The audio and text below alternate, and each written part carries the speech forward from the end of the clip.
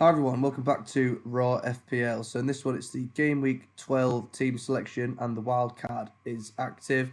You'll have to excuse my croaky throat in this one. I've got a bit of a cold, but I'm going to power through. And yeah, as I say, the wildcard is active, international break is over. So let's quickly run through how I did in Game Week 11, which seems like absolutely ages ago now. Really good game week. And then, we'll move on to Game Week 12. And I'll show you my Game Week 12 wildcard draft. So if you do like this one, please do drop a like and please hit subscribe if you're new, and let's jump into it. So I'll quickly run through how I did in Game Week 11 then, and yeah, it was a really good week. A Game Week rank of 216k. I went from about 1.2 million up to about 500k now. So yeah, slowly getting to where I want to be. And obviously I've got my wildcard this week as well, so hopefully can build on that as well. So yeah, in goal, Henderson a blank. I'm glad he's gone, to be honest. He's out of my team now, and yeah, I'm happy that he's finally left. He's actually dropped down in price as well, so he's 4.4 million now. But yeah, another blank for Henderson.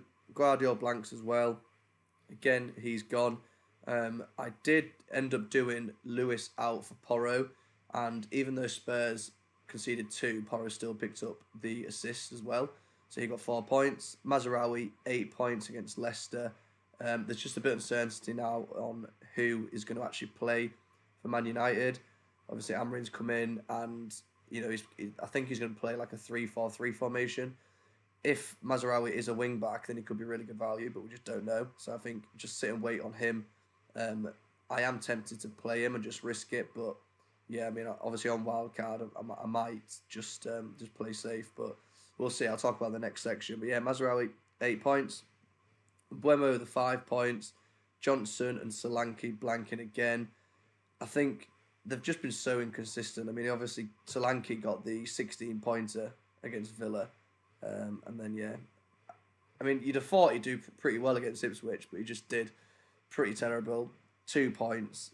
He did get an XG of 0.38, but yeah, again just blanking. Same with Johnson. He was so close to scoring as well. Yeah, I mean, look at that XG, 0.77. So he was so close to scoring, but unfortunately blanked. Smith Rowe coming in with the 11 points. He does look really good going forward. He's got okay fixtures coming up. Wolves, Spurs, Brighton, but then they do get a bit trickier there with Arsenal, Liverpool. So I might look to move Smith Rowe on. I think if you've got him, he's fine to kind of keep, especially if you can bench him in the slightly difficult fixtures. But yeah, Wolves at home. Nice, good fixture in Game Week 12. And then Salah, if you've not got Salah, I think he's the one to go for. He's just been so consistent. He's up to 12.9 million now, another 14 points, and he's got Southampton. I mean, to be honest, the fixtures after Man City are pretty decent. So I think Salah is probably the number one target to try and get. Every time he scores, he just seems to rack up the bonus points as well. So every goal is worth like 10 points now. So yeah, Salah, really like him. I think if you don't have Salah, yeah, as I say, probably number one target. Cunha, he was my transfer in. Havertz to Cunha went really well. 12 points. I just had a feeling, obviously, Southampton at home, really good fixture. And Cunha, he looks, quite... I think 6.8, there's so many good attackers at that price point, but he still does have a good value. I think he's on penalties as well. Especially if Sarabia isn't on the pitch. But, yeah, 12 points. You could obviously look at Strand Larson. He did blank, but I think if you got the money, you go for Cunha. And then Haaland with 1 goal. And this is what I mean. Like, if Salah gets 1 goal, he often gets, 10 points. But because Haaland, he misses quite a lot of chances now, he's only getting 5 or 6 points. So there's obviously a big debate to get rid of Haaland. I'm currently on wildcard, and I've currently got rid of him. I don't think he's a must sell though. Like people are saying, you absolutely have to get rid of him, especially if Saka is injured, which we'll find out hopefully on Friday. But I think if there is a time to go without Haaland, it probably is now. He's got Spurs, which to be honest, I think this Spurs game will be quite high scoring. So I don't think you need to rush out and get rid of him for this game. But then Liverpool, Forest, Palace, Man United, Villa, they're not the easiest fixtures. So if there is a time to get rid of him, it probably would be now. So I'm going to kind of roll the dice and get rid of him for this fixture run here, and then probably bring him back in for 18. So yeah, that's the kind of plan. As I say, 80 points, really good game week, up to about 500. I think just over 500k now. Yeah, 544k now. So yeah, let's take a look at game week 12. So this is how the game week 12 wildcard is currently looking. Just ignore that minus 0.4 there. I'd have caught some price rises. So this is, I mean, my squad value isn't even that good. So, you know, if your squad value is half decent, then you could definitely get this. As I say, I've caught a few price rises, so I can just afford this. You know, there are some downgrades which you can mention as I go along, which you could potentially do. But the first one is, yeah, so Sanchez in net. I've gone for Sanchez and Fabianski. I just think you could go for Raya. He's obviously dropped in price as well, so he's 5.5 now. But I've got Gabriel, I've got Saka, so I've got double Arsenal there. And yeah, I think Sanchez, you know, is a bit cheaper. He's 4.7. And the fixtures coming up, you know, they're really good for quite a long time. So I've gone for Sanchez in goal. The next kind of in line would be probably Raya at 5.5 million, but I can't afford him in this draft. So yeah, Sanchez in goal, and then Fabianski, he's kind of pretty easy to choose. The only £4 million goalkeeper playing. So Fabianski, and they can rotate quite nicely. So into the defence, I've got Gabriel. He's pretty easy to pick, I think. We've seen him, you know, he's already got a couple of goals this season. And I know the Arsenal defence has been pretty terrible. But to be honest, you know, these fixtures coming up, they are probably still the best, if not one of the best defences in the league. So, and obviously Odegaard and Saka should be back. So that should only help. And this, you know, that's to say the fixture run for about 12 all the way. I mean, even long term, they look fine. So you're not going to be too worried about playing Gabriel in any of those fixtures, really. You know who's going to start as well. And obviously, in the Christmas period, you need players who you can rely on starting. So Gabriel, I'm really happy to have him. The other one I'm happy to have is Konate. He does seem pretty nailed in that Liverpool side. He has got mixed fixtures. So Southampton game's really good. And then he's got Man City and Newcastle. So I can bench him. He is only 5.3. I think he's gone up to 5.4 now. But at 5.4 million, you can still bench him. And he does rotate, which I'll show you in a minute as well. So happy to have Konate. As I say, I'll probably bench him for the Man City game, potentially the Spurs game as well. And then the one I'm less sure on is Mazraoui. He's been pretty good for me, but I just don't know how he's going to fit in, and I don't know whether to risk it. He's currently got Ipswich, and then he's got Everton as well. And then, as I said, I can bench him for these 3 games here. But if he plays as a wing-back, I think he's going to be really good value. But then we don't know that for sure. There was like a training photo going round that Mazraoui, you know, I think there's one spot for Mazraoui and Dalot. So there's definitely some concerns there about rotation. So if you want to take a risk, I think Mazraoui is probably the best one to go with in the Man United defence. I wouldn't go for Dalot because he's too expensive for that risk. Martinez, he's 4.4, but again, there's even a risk there. You don't know if he's going to play. You could have Shaw playing as a left centre-back. So, yeah, if you want to take the risk, it's definitely there. It could be worth the punt for the next 2. Equally, I might just go really safe and go for someone like Konza, because Konza, you know, is going to play, whereas Mazraoui, I don't know. So Mazraoui could definitely change, but currently this is how he's looking. And then on the bench, I've got Hall, 4.3 million I got him for. He's 4.4 now. As I say, they do rotate quite nicely.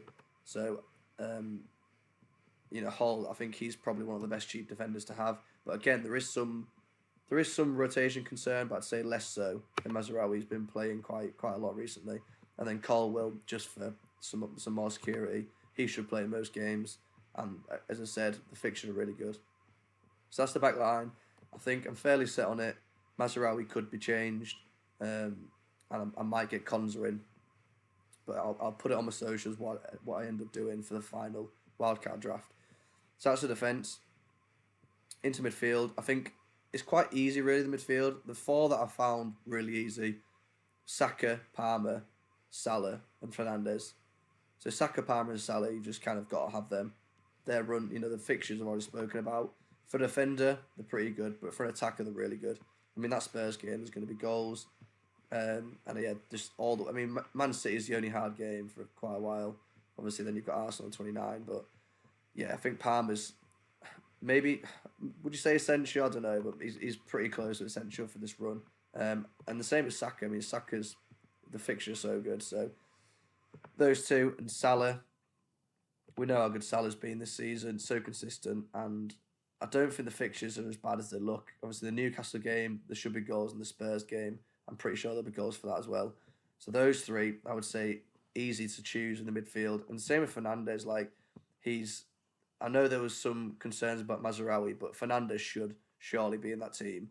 He is like the best player for Man United, I'd say. And they've got really good fixtures coming up. Ipswich, Everton do get slightly trickier, but longer term, Bournemouth, Wolves, Newcastle, and then after Liverpool, they've got Southampton, Brighton. So I don't know. I just like the fact that this midfield, they're all going to play. The only one who slight doubt is obviously Smith Rowe. So the Smith Rowe spot, again, he does rotate quite well with Strand Larson on the bench. So in the easy fixtures like Wolves, Brighton, Southampton, I could play him, and I can keep him for this longer run here. Or I could get Semenyo. So I might still get Semenyo. I don't know yet. We'll have to see. Semenyo there, because his fixtures are slightly better shorter term, and I'd say he probably does offer a bit more goal threat. But yeah, it's either going to be Smith Rowe or Semenyo. So we'll see how we go. But again, I'll put it in my socials and I'll put it in the comments. But currently I'm on Smith Rowe. It might be Semenyo. And then up top, João Pedro and Isak. So João Pedro obviously came back. He should start. I'm pretty sure he'll start, to be honest. He obviously came on and he got some decent minutes. And then, yeah, he's had like nearly 2 weeks to recover. So again, really good fixtures. Brighton, I just want a piece of that attack, and he should be on penalties still. Only 5.4 million. So yeah, he could be an absolute bargain. And also, a lot of people not on Wildcard probably won't have him because they'll wait and see. So João Pedro happy to have, and Isak. Again, he's been doing pretty good lately. Got a couple of goals in the last few games, and then he's got these nice fixtures coming up on penalties, and he should play 90 minutes in most of them, because obviously Wilson's still out injured. So yeah, that's the draft. As I say, I'd say I'm pretty locked on most of them. I'd say Smith Rowe and Mazraoui are the two that could definitely be swapped. Strand Larson, ideally I'd want that to be Cunha, so if you do have more value, I'd go up to Cunha if you can. Other than that, I quite like it. Obviously, you've got quite a nice bench. Hall and Colwell, good options. And I'll just show you as well, so if you go through the game weeks, so when Canate plays Man City, I can just bench him, and I'll play Hall. I could even play Colwell. So that's game week 13. Game week 14, I've got Colwell playing Southampton. Canate can come back in. And then, yeah, the rest looks pretty decent. 15, I can just bring Mazraoui back in. I could play Hall maybe if I wanted to. This is where, Smith Rowe, I could potentially play Strand Larson there. So I could play that. Obviously, Smith Rowe against Arsenal, so that could be quite good there. Again, Smith Rowe when he plays Liverpool, I play Strand Larson against Ipswich. So yeah, I think they just rotate pretty well. I've got Colwell there as well, who I could play. And then look all the way up to 17. I'm not really having any issues. Obviously, Smith Rowe there, I'd like to sort of play. I can maybe play him instead of João Pedro. So yeah, I think it looks pretty good. I'm going to probably finalise it after the press conferences are done, because obviously I need to see updates on Saka and Palmer especially, and Colwell. But yeah, other than that, I think it looks pretty good. As I say, Smith Rowe and Mazraoui could potentially change. Mazraoui probably to Konza, Smith Rowe to Semenyo. But yeah, I'm happy with it. And as I say, I think it sets you up pretty nicely. And then going to game week 18, I might look to try and get Haaland back in, but I should rack up some transfers there, hopefully anyway. So yeah, that's it for this video. If you did enjoy it, please do drop a like, and please hit subscribe if you're new. If you've got any questions, just put them in the comments and I'll be sure to answer them.